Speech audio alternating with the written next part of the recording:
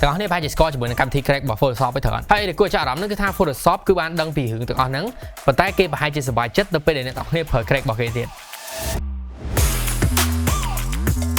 Photoshop គឺជាកម្មវិធីដែលត្រូវបានគេ crack ច្រើនជាងគេបំផុតមួយក្នុងពិភពលោកអស់ពេលជាច្រើនឆ្នាំ Adobe ស្ទើរតែមិនមានការព្យាយាមទប់ស្កាត់នៃបញ្ហាទាំងអស់ហ្នឹងទៀតសូម្បីតែ serial number មួយអាចដាក់ទៅរាប់ពាន់ម៉ាស៊ីនប៉ុន្តែគ្រប់យ៉ាងគឺគ្រាន់តែជាយុទ្ធសាស្ត្ររបស់គេតែប៉ុណ្ណោះនៅពេលដែលយើងនៅក្មេងៗយើងនៅរៀនអញ្ចឹងយើងអត់មានលុយទេអញ្ចឹងយើងប្រើគឺមានតែប្រើកម្មវិធី Photoshop crack ហ្នឹងឯងអញ្ចឹងហើយ Photoshop ខ្លះជាកម្មវិធីតែមួយដែលយើងចេះប្រើអញ្ចឹងនៅពេលដែលយើងចូលធ្វើការក្រុមហ៊ុននឹងទិញ license មកឲ្យយើងវិញចំពោះយុទ្ធសាស្ត្រនេះក៏មិនមែនមានតែ Adobe ដែរដែលប្រើវាសូម្បីតែ Bill Gates ដែលជាម្ចាស់របស់ Microsoft នេះក៏បានប្រើជាមួយនឹងយុទ្ធសាស្ត្រនេះដែរអ្នកទាំងអស់គ្នាអាចស្ដាប់មើលបានវីដេអូឃ្លីបមួយនេះ As long as they're going to steal it, we want them to steal ours. They sort of get addicted, and then we somehow figure out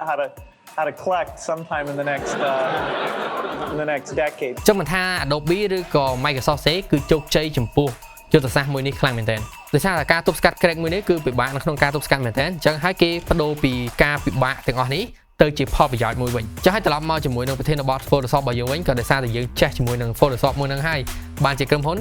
ទិញជាមួយនឹង license មកឲ្យយើងប្រើចុះឲ្យបានន័យថា